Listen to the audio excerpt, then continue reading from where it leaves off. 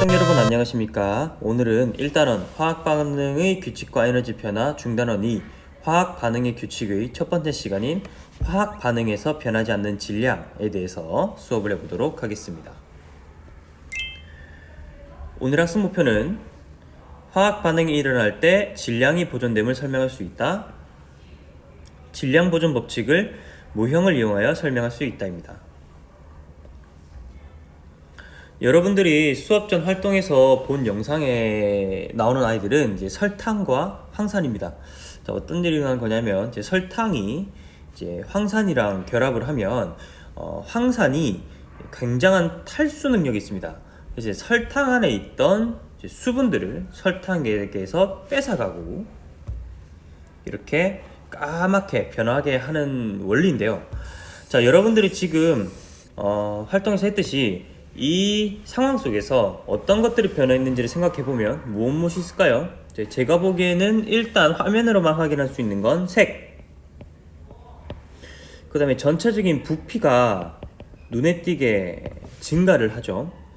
근데 이제 한 가지 생각해 볼 게 있습니다. 이번 시간에 가장 중요한 내용인데, 과연 이제 부피가 엄청나게 커졌잖아요? 색도 커졌어요. 그러면 질량은 변화했을까요? 아니면 뭐 증가했을까요? 감소했을까요? 요거에 대해서 한번 생각을 해봐야 되는 겁니다. 뭐 몇 가지 가설을 쓸 수 있겠죠. 첫 번째는 부피가 증가했으니까 질량도 커졌을 것이다. 또는 막 아까 보면 기체 같은 게 막 올라오는 게 보이죠. 그래서 뭔가가 빠져나간 것처럼 보인다. 질량이 감소했을 것이다. 또는 질량이 똑같을 것이다. 뭐 이 세 가지 중에 하나를 뭐 가설로 들 수 있겠어요. 그럼 이 내용에 대한 결과가 어떻게 되는지를 요 실험은 굉장히 좀 위험한 실험이거든요. 그래서 이거 못하고 학교에서는 다른 실험으로 대체를 하는데 그 실험을 한번 보고 여러분들 얘기해 보도록 합시다. 자, 26, 27페이지에 두 가지 실험이 나와 있는데, 이제 첫 번째는 앙금 생성 반응에서의 질량 변화, 이제 두 번째는 기체 발생 반응에서의 질량 변화라고 되어 있습니다. 그래서 첫 번째 실험은 이제 염화나트륨 수용액과 질산은 수용액을 이제 결합시키면 여러분들 알다시피 염화은 앙금이 생성이 되면서 밑으로 가라앉죠. 그러면서 이 양쪽의 질량 차이를 이제 관찰하는 겁니다. 이제 두 번째는 이제 탄산칼슘과 묽은염산을 이렇게 놔뒀을 때, 이제 탄산칼슘은 묽은염산과 결합했을 시 이제 이산화탄소 기체를 이제 다량 발생시킵니다. 그래서 이산화탄소 기체가 확 발생할 때 이제 뚜껑을 닫고 전체의 질량 변화가 있는지 없는지를 관찰하는 실험이래요. 한번 영상으로 확인해 볼 수 있도록 합시다.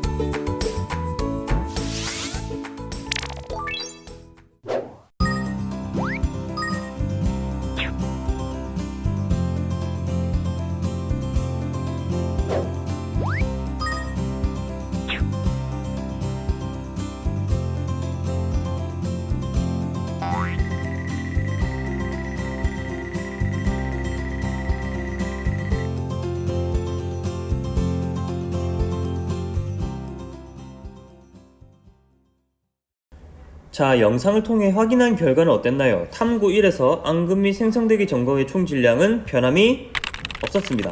생성되기 전과 후 총 질량은 변화가 없죠. 기체 발생 실험에서도 마찬가지였습니다. 기체 발생 전과 후 총 질량은 변화가 없다는 거예요. 그쵸? 그래서 여러분들이 화학 반응에서 총 질량을 변화가 없다라는 두 가지 케이스를 여러분들이 봤어요. 실제로 이런 앙금 생성 반응이 있죠. 앙금 생성 반응 일체와 그 다음에 이런 지금 계란을 이제 식초에다가 집어넣은 영상인데, 이제 계란 껍질도 주 성분이 탄산칼슘입니다. 그래서 식초와 만나서 오랫동안 이렇게 놔두면 껍질이 부글부글하면서 껍질이 녹는 것처럼 보이죠. 네, 그래서 이런 실험도 있는데, 이런 기체 발생 반응, 그래서 앙금 생성 반응과 기체 발생 반응 모두 총 질량은 이제 보존이 됩니다. 그래서 여러분들이 지금 관찰한 이제 기체 발생 반응, 그 다음에 앙금 생성 반응을 포함한 모든 화학 변화 과정들은 이제 총 질량이 보존이 됩니다. 변화 전과 변화 후에 질량 변화가 없는 거죠. 그래서 여러분들 28페이지에 이제 밑줄을 끄시면 됩니다. 화학 반응이 일어날 때 반응물의 총질량과 이제 생성물의 총질량은 같은데 이를 질량 보존 법칙이라고 한다. 그래서 이건 법칙입니다. 반드시 지켜지는 결과예요. 그래서 여러분들이 반응 전, 그러니까 반응물들의 총질량을 알면 반응 후에 나오는 생성물의 질량을 알 수 있어요. 왜냐면 똑같으니까. 알겠죠? 똑같으니까 이렇게 알 수 있습니다. 자, 여러분들 이게 근데 왜 질량 보존 법칙이 성립이 되는지에 대한 생각을 해봐야 될 거 아니에요. 그래서 이유를 알아야 되니까 28페이지 해보기라고 나와 있습니다. 질량 보존 법칙을 모형으로 설명하기. 그래서 요걸 잠시 영상을 일시정지하고 여러분들이 먼저 1, 2, 3단계를 모두 여러분 해주십시오. 그리고 나서 다 했으면 지금부터의 풀이를 같이 보는 겁니다. 자, 다 풀었으면 풀이를 해보도록 하겠습니다. 첫 번째, 염화나트륨과 질산은의 반응을 모형으로 나타내면 이렇게 되는 거죠. 염화나트륨은 이제 나트륨 이온과 염화 이온이 결합되어 있는 상태였을 거고, 질산은 이온은 은이온과 질산 이온이 결합되어 있는 상태였을 거예요. 근데 얘들이 이제 수용액이 돼서 서로 만나게 되면 이제 나트륨과 이제 은 이온 모두 이제 염화와 질산 이온과의 결합이 끊어지고 이제 서로 네 덩어리들의 이온이 둥둥 떠다니게 되다가 이제 염화 이온과 은 이온이 만나가지고 흰색 앙금이 생성되는 반응이 여러분들이 봤던 앙금 생성 반응이에요. 자, 이런 식으로 이제 딱 되겠죠. 그럼 이렇게 갈라져가지고 상체 측 양이온과 음이온, 양이온과 음이온과 결합을 하면 돼요. 자, 두 번째, 반응 전의 원자수의 종류를 이제 비교를 하는 거다. 원자의 수를 종류별로 비교해라 해가지고 개수들을 쓰면 됩니다. 그럼 반응 전에는 나트륨 하나, 염소 하나, 은 하나, 질소 하나, 산소 3개잖아요. 그죠? 반응 후에도 여러분 잘 세보면 역시나 반응 후에 나트륨 하나, 염소 하나, 은 하나, 질소 하나, 산소 3개로 개수가 동일한 걸 알 수 있습니다. 종류도 바뀐 게 없고 원자가요. 그 다음에 수도 바뀐 게 없죠. 자, 그럼 위 단계를 바탕으로 반응 전의 물질의 질량 비교하면 역시나 당연한 결과가 나오게 되죠. 화학 반응 전 원자의 종류 및 수와 반응 후 원자의 종류 및 수가 같으므로 반응 전후 물질의 질량은 같다 입니다. 그죠? 왜냐면 반응 전에 나트륨 하나, 염소 하나, 은 하나, 질소 하나, 산소 3개가 있었는데 반응 후에도 나트륨 1개, 염소 1개, 은 1개, 질소 1개, 산소 3개로 개수 및 종류가 동일하잖아요. 그렇기 때문에 질량이 달라질 수 없죠. 이게 언뜻 이해가 안 된다는 학생들을 위해서 제가 예시를 하나 들어보도록 하겠습니다. 제 아들이 엄청 좋아하는 로봇이 있어요. 집에 사놨는데 요 로봇입니다. 요 5개의 로봇이 여러분들 무려 티라노사우루스로 합체가 가능합니다. 대단하죠? 그죠? 자, 근데 만약에 이 5대 합체가 로봇이 합체를 하고 나서 이 티라노 로봇이 됐잖아요. 그럼 이 두 로봇, 이 여기 있는 5대 총합과 질량의 총합과 오른쪽에 있는 로봇의 질량이 같을까 다를까요? 당연히 같겠죠. 그죠? 왜냐면 5대가 온전히 결합이 됐으니까. 그 다음에 얘가 다시 5대 로봇으로 분리를 한다고 해도 당연히 양옆에 질량 변화는 없습니다. 총 질량은 변화가 없죠. 이렇게 무게를 재놓으면 아마 질량이 똑같을 거예요. 이 경우와 마찬가지로 화학 변화에서도 종류와 개수가 바뀌지 않기 때문에, 반응 전과 반응 후의 총 개수와 종류는 바뀌지 않기 때문에 당연히 질량이 보존이 되는 겁니다. 자, 교과서에 여러분들 이렇게 내용이 잘 나와 있죠. 여러분들 이 교과서 내용을 이제 체크를 해봅시다. 자, 화학 반응이 일어날 때 이제 물질을 구성하는 원자의 배열은 달라질 수 있어요. 지금 보면 탄산칼슘 한번 볼게요. 여기 보면 이제 산소 3개가 탄소와 함께 탄산 이온을 이루고 있잖아요. 근데 얘가 나중에 반응을 하고 나면 산소 하나는 바깥으로 날아가 버리고 이제 이산화탄소로 변화합니다. 그 다음에 남은 산소 하나는 여기 있는 수소 2개와 결합을 해서 물이 됐죠. 자, 이렇게 배열은 바뀌었어요. 하지만 원자의 종류와 수는 변하지 않으므로 물질의 총질량은 변하지 않는다고요. 아까 변신 로봇을 생각해보면 당연하죠. 자, 한번 세볼게요. 칼슘 1개, 칼슘 1개, 염소 2개, 염소 2개, 수소 2개, 수소 2개, 탄소 1개, 탄소 1개, 산소 하나 둘 3개, 여기 산소 2개인데 여기 하나 더 있으니까 3개. 그래서 변화가 없죠. 자, 이렇게 변화와 개수와 종류가 변하지 않기 때문에 이제 우리의 변화 양측의 총질량은 변하지 않는 겁니다. 자, 이제 설탕과 황산에 아까 여러분들 수업 전에 봤던 영상 있죠? 그걸 우리가 배운 내용을 통해 한번 해석해 보도록 합시다. 이제 설탕이 있었고요. 여기에 이제 황산을 들이부을 때 반응이 일어나는 건데, 설탕 속에 있던 원자들과 이제 황산에 있던 원자들이 서로 결합을 하는 반응은 아닙니다. 그런 반응은 아니고, 진한 황산은 이제 탈수작용이라는 게 있습니다. 상대 측 설탕에 들어있던 물은 수소와 산소로 구성되어 있죠. 수소와 산소를 다 빼내는 거예요. 설탕 안에 있던 수소와 산소를 바깥으로 다 빼내버립니다. 그래서 설탕에는 이제 수소와 산소를 제외한 나머지 애들만 남게 되고, 그럼 수소와 산소는 어떻게 되느냐? 자, 요 반응 속에서 엄청난 열이 발생해요. 그래서 이제 수증기가 돼요. 이제 날아가 버리는 현상을 여러분들이 본 거죠. 물론 여러분들이 이 과정 속에서 요 반응만 있는 거 아닙니다. 그러니까 제가 위에 지금 서술할 반응만 있는 게 아니라 정말 수많은 반응들이 얽혀 있는데 가장 중요한 설탕의 변화만 이제 딱 빼서 설명을 할게요. 자, 설탕의 이제 화학식은 이렇습니다. 탄소 12개, 수소 22개, 산소 11개. 얘들이 진한 황산을 만나서 이제 수소와 산소가 바깥으로 튀어나가게 된다고요. 그럼 이제 남아있는 얘의 주성분은 뭡니까? 탄소죠. 그 다음에 역시나 아까 말한 대로 이제 나머지 수소와 산소들은 수증기가 돼 날아갑니다. 자, 그러면 여기 있는 개수들을 한번 맞춰봅시다. 탄소가 12개죠? 그럼 여러분들 당연히 이 탄소 원자 앞에는 몇 개가 있어야 돼요? 12개가 있어야 돼요. 쌤, 탄소는 원자대로 존재하지 않고 분자 형태로 존재한다면서요? 네, 맞는데 지금 이 탄소 분자 형태를 설명하기엔 너무 복잡합니다. 그래서 일단 12개로 지칭을 하고, 그럼 물 분자는 총 몇 개가 나오나요? 이걸 보면 정확히 11개의 물 분자가 나오는 걸 알 수 있죠.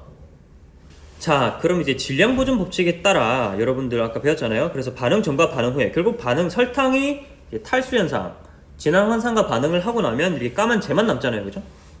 수증기는 날아가고. 그러면 설탕과 이제 이 까만 걸 남은 거에 이제 질량을 재면 같겠죠, 여러분들? 자, 같다고 생각하면 안 됩니다. 같지 않죠. 왜요? 저 까만 덩어리 안에는 아까도 말했지만 탄소만 있지 않습니까? 그러면 이 물 분자와 즉 날아간 수증기의 총량을 합했을 때 이렇게 같아지는 결과를 얻게 되는 거죠. 그래서 여러분들이 많이 실수하는 게 있는데, 항상 총 질량, 반응 전과 이제 반응 후에 총 질량을 합해야 이제 보존이 된다는 사실을 기억해야 돼요. 이게 여러분들이 많이 실수하는 거라 교과서에도 한 번 더 설명을 하는데, 실제로 여러분들 이제 나무를 태우고 나면, 그러니까 나무와 산소와 결합하는 이제 연소 반응을 겪고 나면 재가 남게 되는데, 요 재는 여러분들 당연히 나무보다 질량이 작죠. 재는 작습니다. 왜냐면 이제 재가 되면서 다른 수증기라든지 이산화탄소의 형태로 이제 바깥으로 날아가기 때문인데, 얘들을 다 합하면 만약에 어떤 용기를 딱 만들어 놓고 가둔 상태에서 반응을 시킨다면 총 질량이 똑같아지겠죠.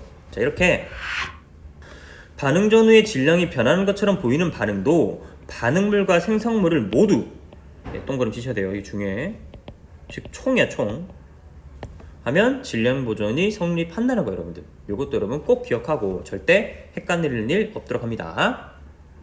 자, 형성평가를 여러분들 한번 풀어볼게요. 자, 먼저 풀고 나서요, 다 풀었으면 제 풀이를 듣도록 합시다. 자, 저는 이제 풀이를 할게요. 1번, 화학 반응이 일어날 때 반응물의 총질량과 생성물의 총질량은 같죠. 이런 무슨 법칙이라고 부릅니까? 바로 질량 보존 법칙이라고 부릅니다. 자, 2번, 화학 반응이 일어날 때 물질을 구성하는 원자에 어떤 것들이 변하면 안 되죠? 바로 이제 종류와 수가 변하지 않으므로 질량 보존 법칙이 성립하는 거예요. 세 번째, 강철솜이 연소하여 생성된 산화철은 강철솜보다 질량이 큽니다. 3번, 강철솜이 연소하여 생성된 산화철은 강철솜보다 질량이 크다. 강철솜의 연소 반응에서 질량 보존 법칙이 성립하냐 물어보면 성립하죠. 자, 왜 그러냐면 처음에 강철이 타서 연소 반응을 거쳐서 이제 산화철이 되는데, 산화철이 될 때 이 연소한다는 반응은 강철에다가 뭐가 더해지는 겁니까? 주위 이제 산소가 강철에 이렇게 결합되는 거예요. 그렇기 때문에 강철과 산화철만 따지자면 당연히 산화철이 무게가 무겁습니다. 왜냐면 주위에 있던 산소가 결합이 돼 있잖아요. 이 산소만큼의 무게를 산화철이 가지고 가거든요. 그렇기 때문에 총 질량, 강철에 결합된 산소와 강철의 총 질량은 나중에 후에 생성물인 산화철과 질량이 같을 수밖에 없죠. 자, 이런 식으로 여러분들이 질량 보존 법칙을 설명해야 하는 겁니다. 자, 일단 오늘 여러분 수업 여기까지고 이제 나머지 과정은 제 교사의 지시를 따라 진행하면 되겠습니다. 자, 수고했습니다.